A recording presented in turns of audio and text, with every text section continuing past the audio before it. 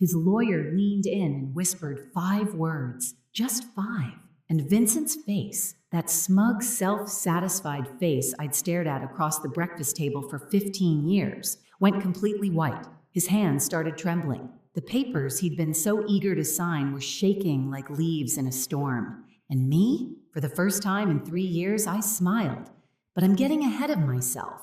Let me start from the beginning, because you need to understand how we got here. How a woman everyone thought had lost her mind actually played the longest, most patient game of her life. My name is Alexis Dunst. I'm 34 years old, and until 3 months ago, I was married to Vincent Mercer. 15 years of marriage. That's longer than most Hollywood relationships, longer than some small countries have existed, and definitely longer than my patience should have lasted. But I'm a stubborn woman. I get it from my grandmother. I met Vincent when I was 17. I'd graduated high school early, not because I was some genius, but because I was practical and motivated, and really wanted to get out of my parents' house. I got a job at Henderson and Price Law Firm as a file clerk. Minimum wage, maximum paper cuts, but it was mine. By 18, I'd worked my way up to legal assistant. I was good with details, good with numbers, good with keeping my mouth shut and my eyes open. Vincent was 24 when we met at a client event. Charming, ambitious, full of dreams about building a real estate empire.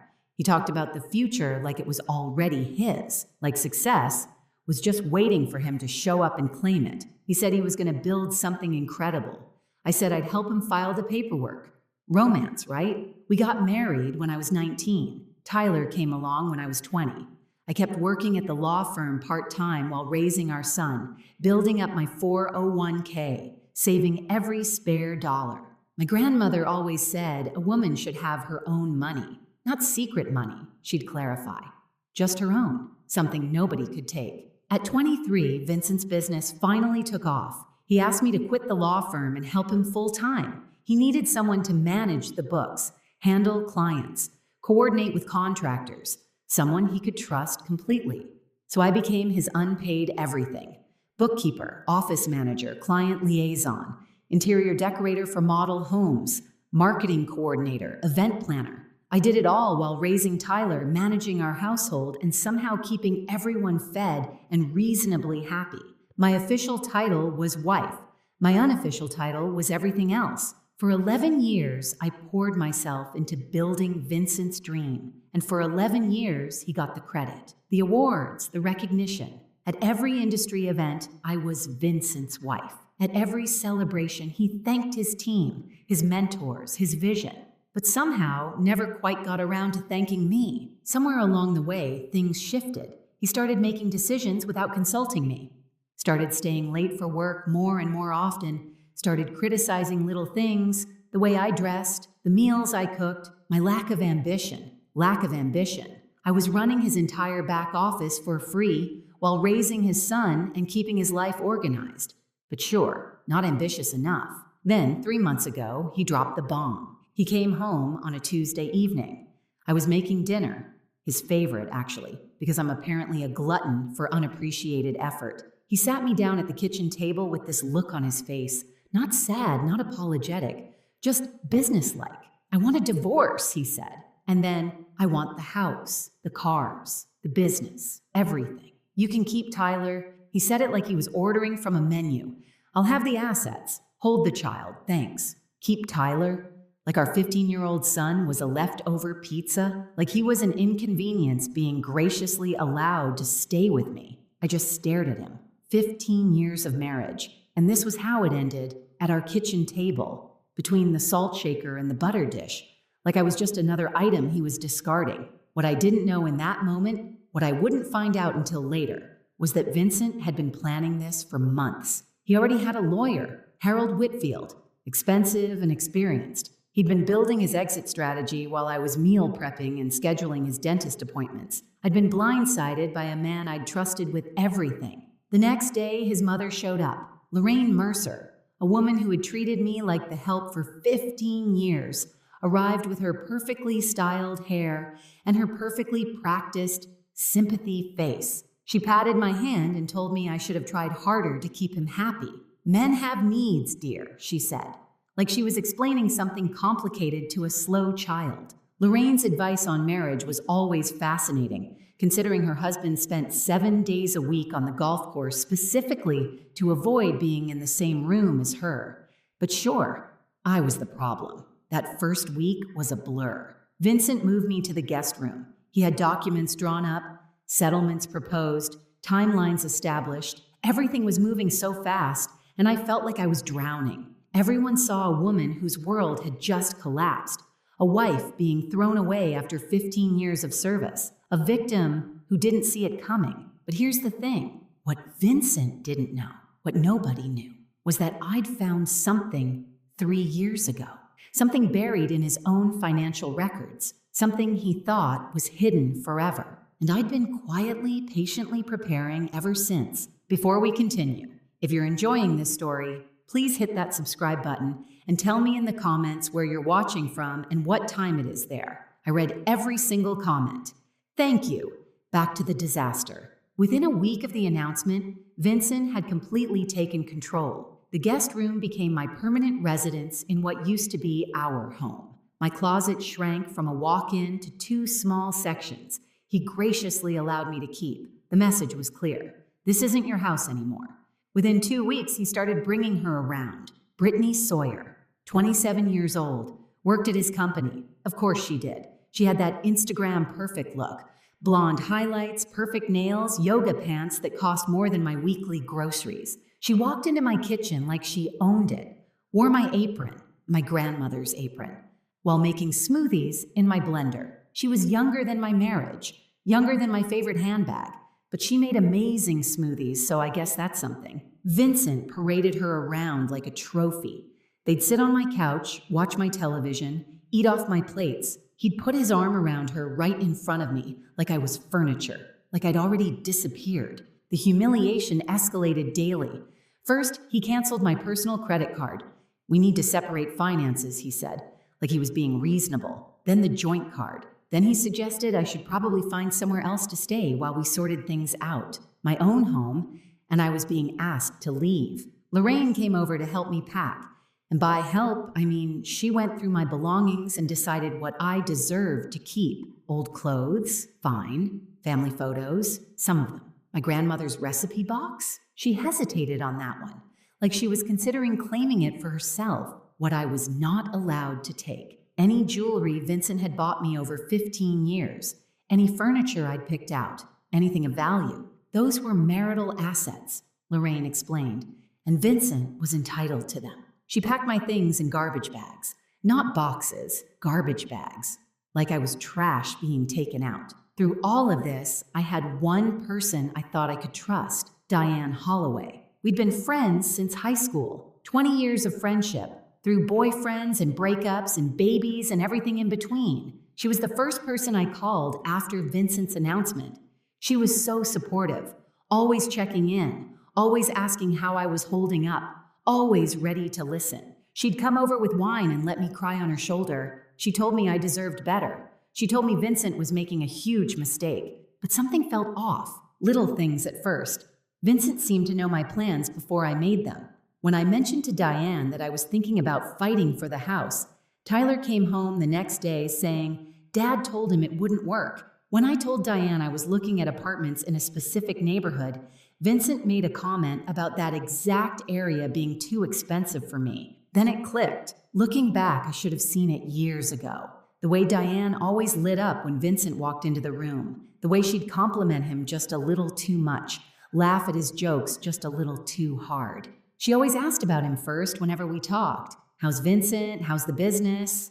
Is Vincent happy? She'd been carrying a torch for my husband for 15 years. And Vincent, because he collected admirers like some people collect stamps, knew exactly how to use it. He made her feel special, important, not like other women. He probably implied they'd get together after the divorce, gave her just enough hope to keep her loyal. My best friend was his spy.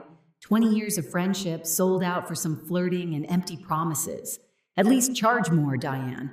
But the worst part wasn't Vincent, wasn't Lorraine, wasn't even Diane. The worst part was Tyler. My son saw everything. The girlfriend, the grandmother packing my bags, The way his father looked at me like I was nothing, and Vincent was working on him, dripping poison in his ear day after day. Your mom is making this difficult. I just want everyone to be happy. She's the one dragging this out. I'm trying to be fair, but she won't cooperate. Tyler started pulling away from me. Not angry, exactly, just distant, confused. He didn't know who to believe, and his father was very, very convincing. I could lose the house, I could lose the money, I could lose everything I'd spent 15 years building. But watching my son look at me like I was the problem, that was the knife. That was the wound that actually bled. I hired a lawyer, Nina Castellano, recommended by my old firm. 52 years old, sharp as a razor, absolutely no tolerance for nonsense. She reviewed my situation and laid out the battle plan. You helped build this business, she said. You're entitled to half of everything. The house, the company, the accounts. We fight. I looked at her for a long moment. What if I don't want to fight? Nina stared at me like I'd started speaking another language, like I'd suggested we send Vincent a thank you card and a fruit basket. She thought I was broken, depressed, too beaten down to stand up for myself. She had no idea. I moved into a small apartment with Tyler, 2 bedrooms, 1 bathroom, a kitchen the size of my old pantry. Half our boxes didn't even fit. They sat stacked in the corner of Tyler's room, like a monument to how far we'd fallen. Meanwhile, Vincent posted photos with Brittany. New chapter, new energy, blessed, he wrote. Lorraine commented underneath, so happy for you, sweetheart. You deserve joy, my sister called, furious. You need a shark lawyer. Take him for everything he's worth. Everyone had advice. Everyone thought they knew what I should do. Everyone saw a woman who'd given up, who couldn't fight, who was letting her husband walk all over her. Everyone was wrong. Here's the thing about being underestimated. People stop watching you. They stop being careful around you. They stop guarding their secrets. And that's exactly when you learn everything you need to know.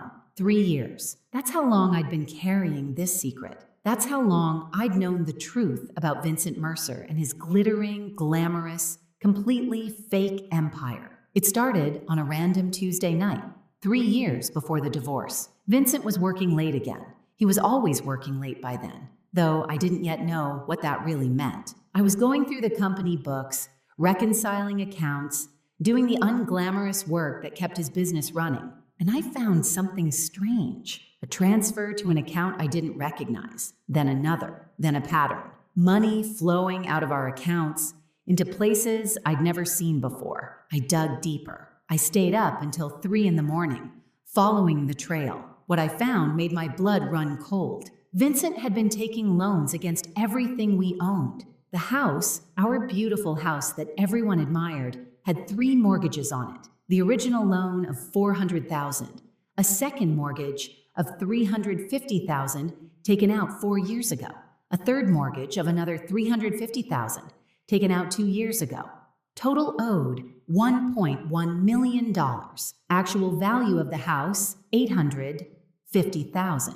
We were underwater by $250,000 on a home I thought we owned outright. The business was even worse. Lines of credit maxed out at $200,000, back taxes owed of $85,000, vendor debts of $120,000, equipment loans of $75,000. The company Vincent bragged about at every party, the company that was supposedly thriving, it was drowning in nearly $500,000 of debt. Even the cars weren't real. All 3 were leased with balloon payments coming due.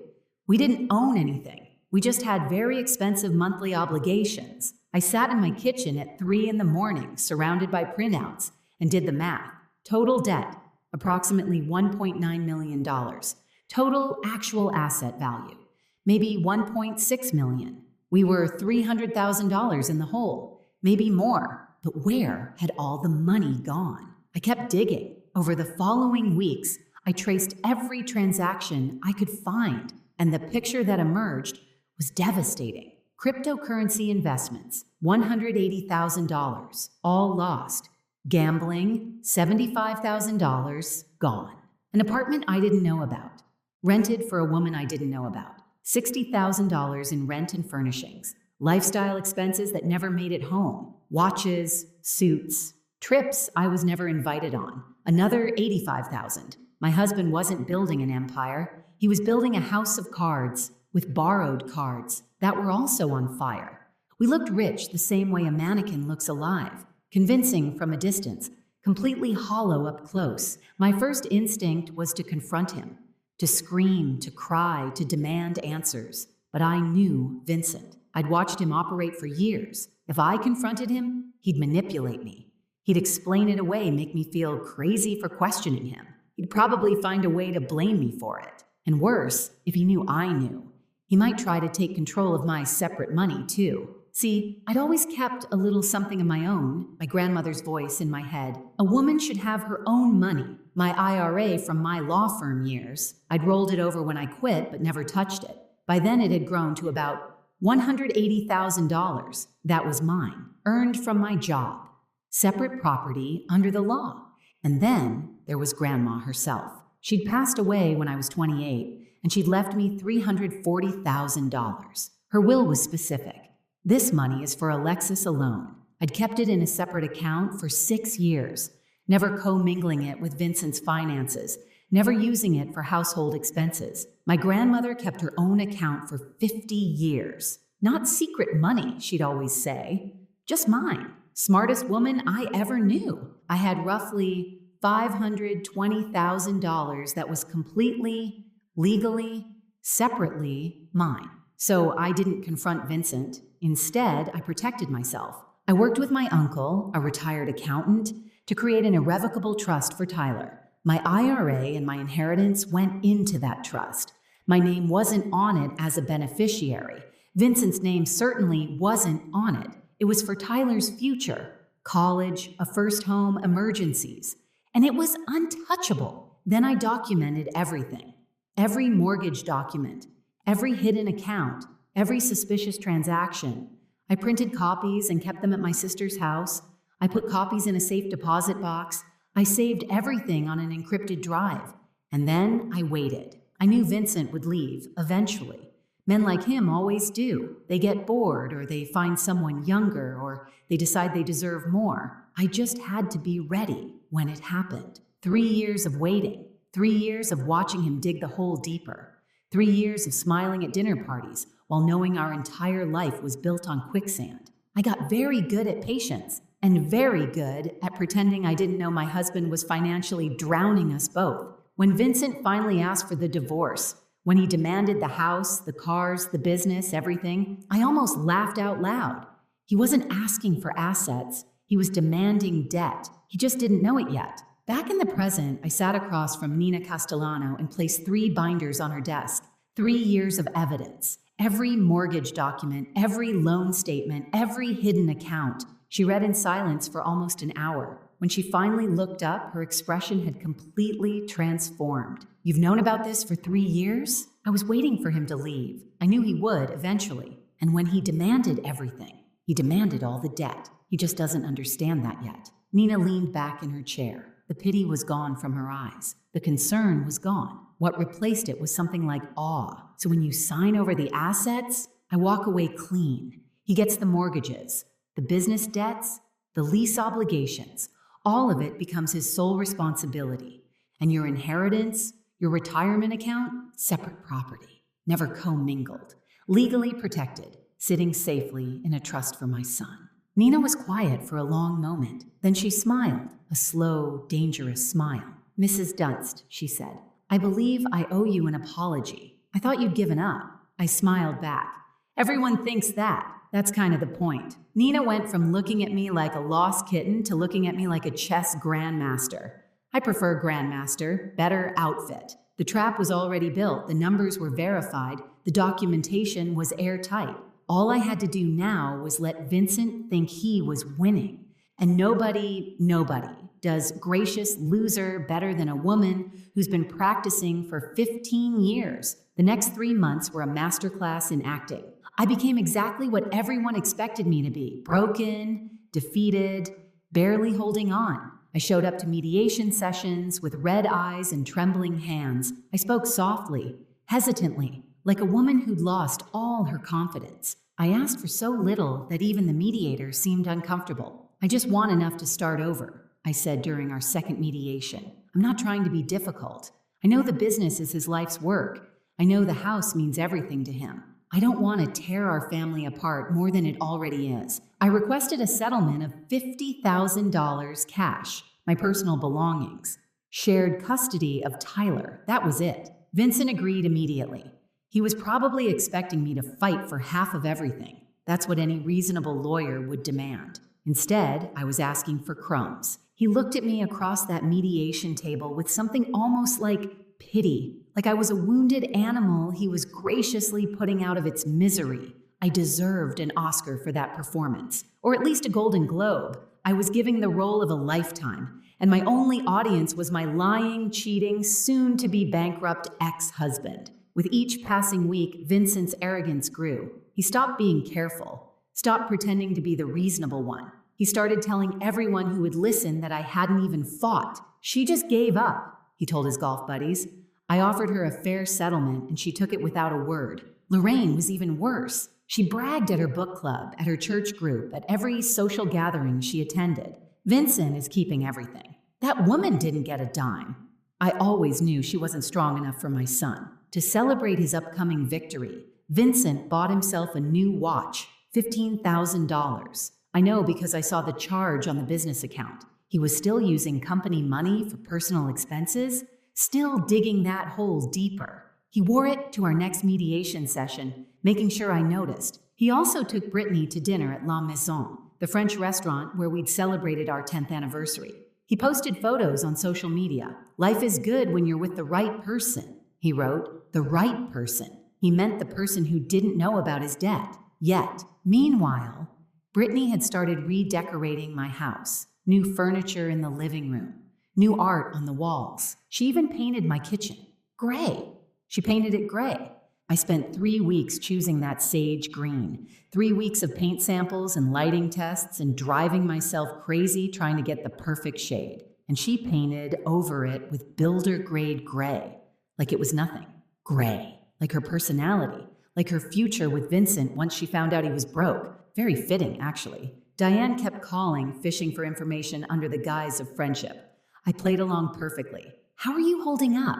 She'd ask, her voice dripping with fake concern. I just want it to be over, I'd tell her, making my voice crack slightly. I can't fight anymore, I don't have the energy. Within hours, Vincent would know.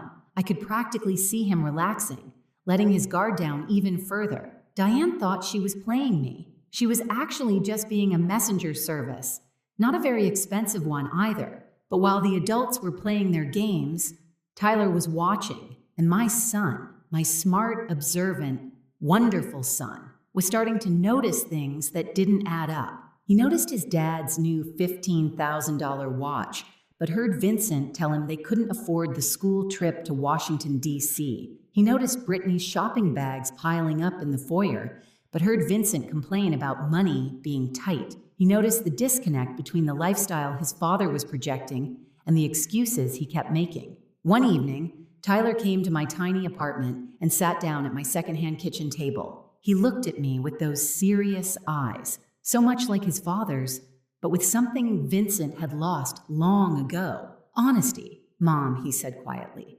Is Dad actually rich? I looked at my son for a long moment. What do you think? He was quiet, processing. I think something's not right. I think he's pretending. I reached across the table and squeezed his hand. Trust me, just wait a little longer. My 15-year-old figured out something was wrong before 2 lawyers and a certified accountant did. I should bill his college fund for consulting fees. Behind the scenes, Nina was preparing our legal strategy with surgical precision. The main divorce agreement stated clearly that I was relinquishing all claims to marital property. The house, the business, the vehicles, everything would go to Vincent. In exchange, I would receive my modest cash settlement and walk away. But attached to that agreement was an addendum, a detailed liability disclosure statement. Every debt, every mortgage, every loan, every obligation tied to those assets. When Vincent signed for all assets, he would be legally assuming all liabilities. The mortgages would become his sole responsibility. The business debts would transfer entirely to him. The lease obligations on the cars would be his problem alone. It was all there in black and white. Legal, proper, devastating. Legal documents are like poetry, Nina told me. Boring, expensive poetry that can ruin someone's life. My favorite kind. 2 weeks before the final hearing, Harold Whitfield, Vincent's lawyer, called Nina with concerns. My client is assuming significant assets, Harold said carefully. I'd like to request a full financial audit before we finalize, just to verify everything. Nina kept her voice neutral. Of course. We'll provide whatever documentation you need, but when Harold brought this to Vincent, my soon-to-be ex-husband shut it down immediately. No audits, Vincent told him. I built that company. I know exactly what it's worth. I'm not paying for some accountant to tell me what I already know. Harold pushed back. I strongly recommend we verify the asset values before you sign. This is a significant no. Vincent cut him off. Brittany wants this done. I want this done. No more delays. Harold had been practicing law for over 30 years. He knew when a client was about to make a mistake. He also knew he couldn't force someone to take his advice. He presented Vincent with a waiver, a document acknowledging that Harold had recommended an independent financial review and that Vincent was declining against counsel's advice. Vincent signed it without reading it, just like he'd sign everything else without reading it. Never underestimate the power of an impatient girlfriend to make a man skip the fine print. Brittany was worth millions to me. In legal strategy, anyway. The night before the hearing, Vincent sent me a text message. Thank you for not making this ugly. I stared at that message for a long time. 15 years of marriage. 15 years of building his business, raising his son, managing his life. And he was thanking me for not making things difficult for him while he threw me away. I typed back, I just want what's best for Tyler. What was best for Tyler? His trust fund, his future secured, and a father who was about to learn the most expensive lesson of his life. Nina called me that evening. Thursday at 9 a.m. Final hearing. Judge Patricia Holden. Are you ready? I looked around my small apartment. The secondhand furniture, the boxes still unpacked in the corner, the tiny kitchen I'd painted sage green because it reminded me of hope. I've been ready for 3 years. 3 years of waiting, and it was finally here. I felt like a kid on Christmas morning. If Christmas morning involved divorce court and financial revenge, Thursday morning, 9 a.m. Vincent would walk into that courtroom expecting to collect his prize. He had no idea he was about to inherit a financial avalanche, one he'd signed for himself, and the best part? He'd asked for it, in writing, with witnesses. If you've made it this far, you already know something satisfying is coming. Hit that like button if you're ready for Vincent to get what he deserves. And if you haven't subscribed yet, what are you waiting for? I've got more stories where this came from. Trust me. Now let's finish this. Thursday, April 17th, 9 a.m. Courtroom 4B.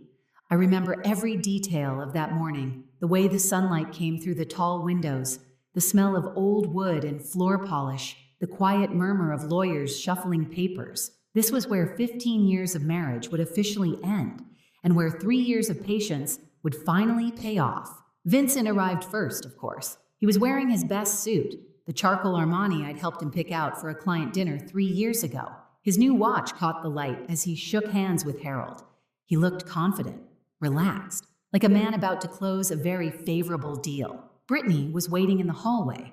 She wasn't allowed in the courtroom, but she wanted to be there for moral support. I caught a glimpse of her through the door. Perfect makeup, designer bag, scrolling through her phone like this was just another boring appointment. Lorraine was there too, sitting in the gallery.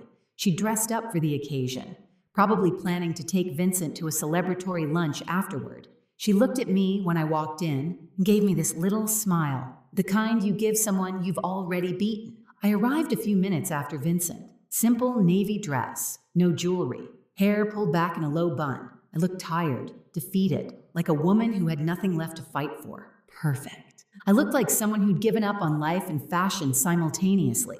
Very convincing. I should really teach acting classes. Judge Patricia Holden entered, and everyone rose. She was in her early 60s, silver hair, reading glasses perched on her nose. 30 years on the family court bench. She'd seen every trick, every manipulation, every lie that divorcing couples could throw at each other. Nothing surprised her anymore. She reviewed the case file briefly, then looked up. Mercer versus Mercer. Final dissolution hearing.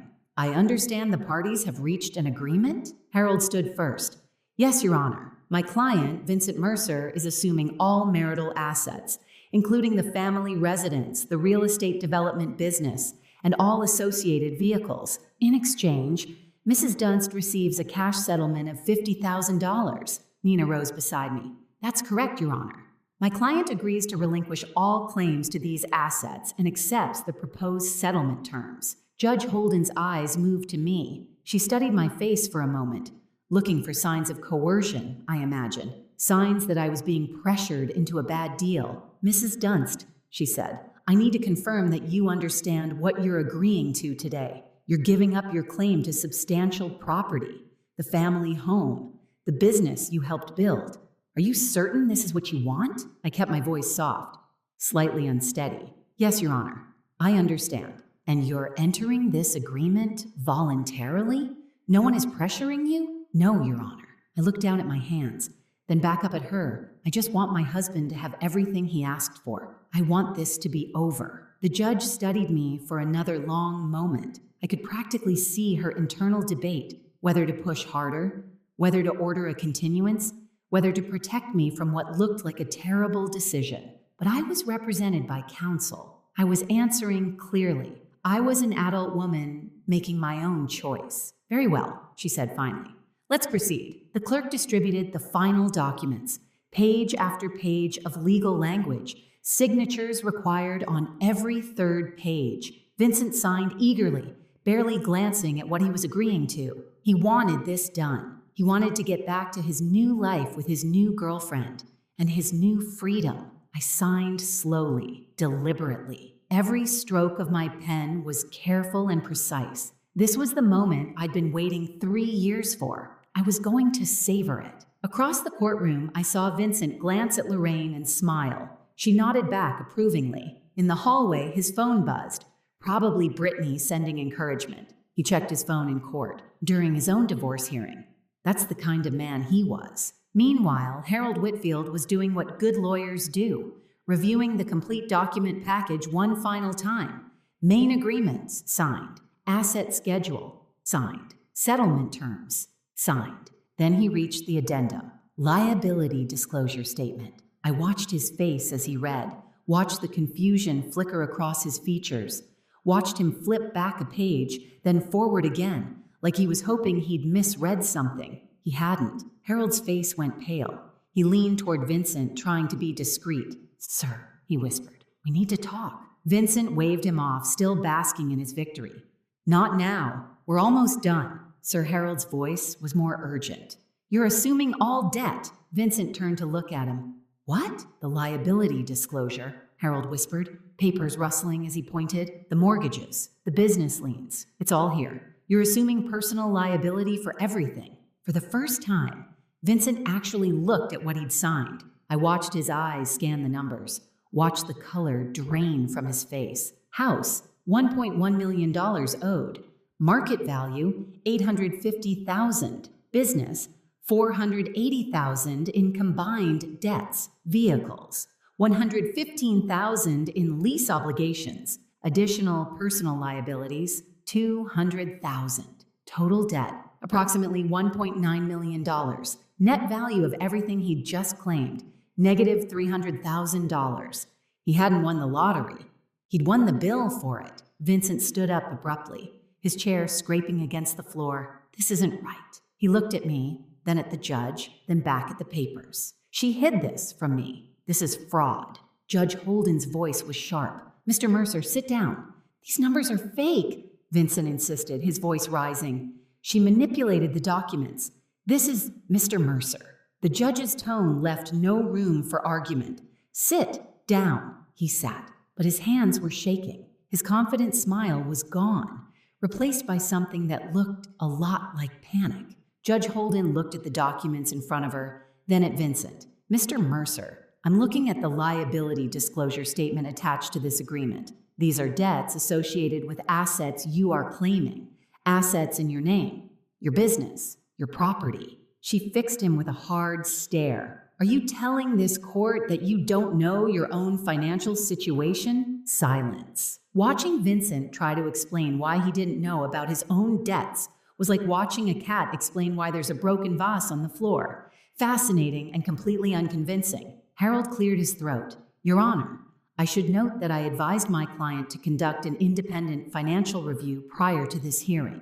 He declined. I have documentation. He produced the waiver, the one Vincent had signed without reading, the one that said, in clear legal language, that Harold had recommended a full audit, and Vincent had refused.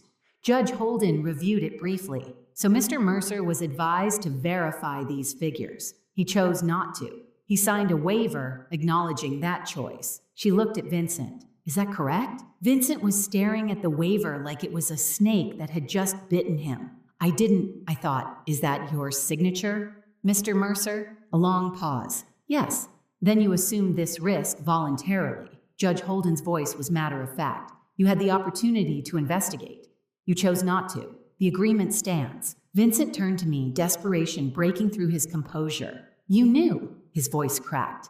You knew about all of this. I met his eyes calmly. I was your bookkeeper for 11 years, Vincent. I knew about everything. His face cycled through emotions faster than I could count.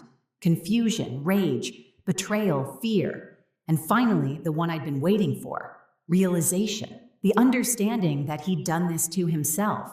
I want to withdraw the agreement, Vincent said, turning back to the judge. I didn't understand what I was signing. This isn't fair. Judge Holden shook her head. Mr. Mercer, you signed documents before this court stating you understood and agreed to all terms. You were represented by competent counsel. You declined additional review. Your wife did not hide anything. These are your debts, your mortgages, your obligations. She paused. The agreement is final. The gavel came down. Mrs. Dunst, you have your settlement. Mr. Mercer, you have the assets as agreed, along with all associated liabilities.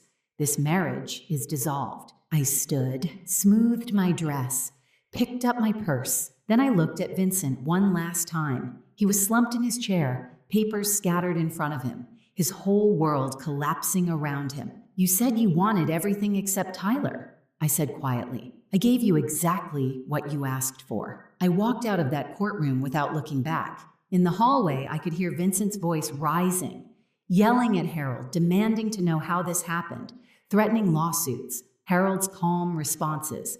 I told you to get an audit. I have it in writing. You refused. Through the glass doors, I saw Brittany's face change as she listened. Saw her look at Vincent, really look at him, and see something other than the successful businessman she'd thought she was getting. She was gone before I reached the elevator, moving fast, heels clicking on the marble floor, not looking back. Brittany's exit was faster than her entrance into my marriage. At least she was consistent. I stepped outside into the April sunshine. The sky was blue. The air was warm. Somewhere behind me, my ex-husband was screaming at his lawyer about fairness and fraud, and how none of this was his fault. Ahead of me was a new life, smaller than before, simpler, but completely, entirely mine. The collapse happened faster than I expected. Within 2 weeks, Brittany had moved out of the house, packed her things in the middle of the night, left a note that said, "This isn't what I signed up for." The gray kitchen sat empty. Within a month, Vincent tried to sell the house. But when you owe more than something is worth, there are no buyers. Just banks calling about missed payments and realtors suggesting short sales. Within 2 months, the business started defaulting. Vendors filed lawsuits. The line of credit was frozen. The company that Vincent had spent 15 years building, the company I had spent 11 years supporting, was crumbling into dust. Within 3 months, Vincent was meeting with bankruptcy attorneys. The man who'd once bragged about his empire was now calculating which assets he could protect from creditors. The answer was almost nothing. Lorraine's perfect son was calling family members asking for loans, showing up at relatives' houses with excuses and explanations. Nobody knew about the debt. Alexis must have hidden it somehow. I was tricked, but the documents told a different story. The mortgages were in his name. The loans were in his name. The gambling debts, the crypto losses, the secret apartment, all his choices, all his signatures. I heard that Lorraine's Christmas newsletter that year was very short. Vincent is exploring new opportunities. Yes, opportunities in debt restructuring.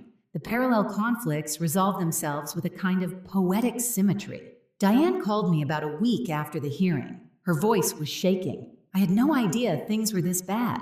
I'm so sorry, Alexis. I never meant for. I thought Vincent and I didn't answer, didn't respond, didn't give her the closure she was looking for. Some bridges aren't meant to be repaired. Some friendships don't deserve a second chance. 20 years of history betrayed for a wink and empty promises from a man who used everyone around him. She tried calling 3 more times. Then she stopped. I imagine she's still waiting for Vincent to notice her. She'll be waiting a long time. Lorraine tried a different approach, going through Tyler. Tell your mother I didn't know about the money problems. Tell her I'm sorry for how I treated her. Tell her I want to talk. Tyler looked at his grandmother, the woman who'd packed his mother's belongings in garbage bags, who'd called his mother worthless, who'd sided with his father without a single question, and said, Mom's busy building her life. She doesn't have time for excuses. Lorraine wanted forgiveness. I wanted peace. Guess which one of us got what we wanted? Tyler, my wonderful, smart, observant son. He finally understood everything, not because I explained it, but because he figured it out himself. He saw the court documents. He heard his father's excuses. He watched Brittany leave, watched Lorraine scramble, watched the whole facade collapse. One evening, about a month after the divorce, he sat with me in my small apartment, the one with the sage green kitchen, the one with the secondhand furniture and the boxes finally unpacked. You waited 3 years, he said quietly. You knew this whole time and you just waited. I wanted to make sure you were protected, I told him.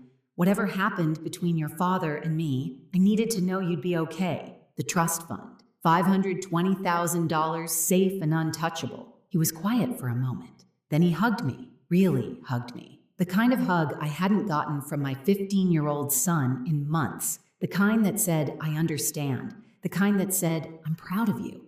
15-year-old boys don't usually hug their mothers voluntarily. I knew I'd done something right. My $50,000 settlement went toward getting established. First month's rent, security deposit, basic furniture that wasn't falling apart. It wasn't luxury, but it was stability. The trust fund stayed exactly where it was. Tyler's future, college, maybe a first home someday, a safety net that nobody could take from him. And me, I enrolled in interior design courses at the community college, the dream I'd put on hold when I was 23 to help Vincent build his empire. I was finally building my own. I started small. My first real client was a woman named Sandra, 52 years old, just ending a 28-year marriage. She was standing in her empty new apartment looking lost. When she asked me, how do you start over? I thought about it for a moment. One room at a time, one color at a time, one day at a time. We painted her kitchen sage green. She cried when she saw it. Happy tears, she said. The color of new beginnings. About 3 months after the divorce was finalized, Vincent showed up at my apartment. I barely recognized him. He'd lost weight, not the healthy kind, dark circles under his eyes. His suit was wrinkled. His watch was gone. He looked like a man who'd been through a war and lost. He stood in my doorway, and for a moment, I almost felt sorry for him. Almost. I didn't know it was this bad, he said. His voice was hoarse. I made mistakes. I know that now. But I didn't mean for any of this to happen. I leaned against my doorframe and looked at him, really looked at him. This man I'd loved for almost half my life. This man who'd thrown me away like garbage. This man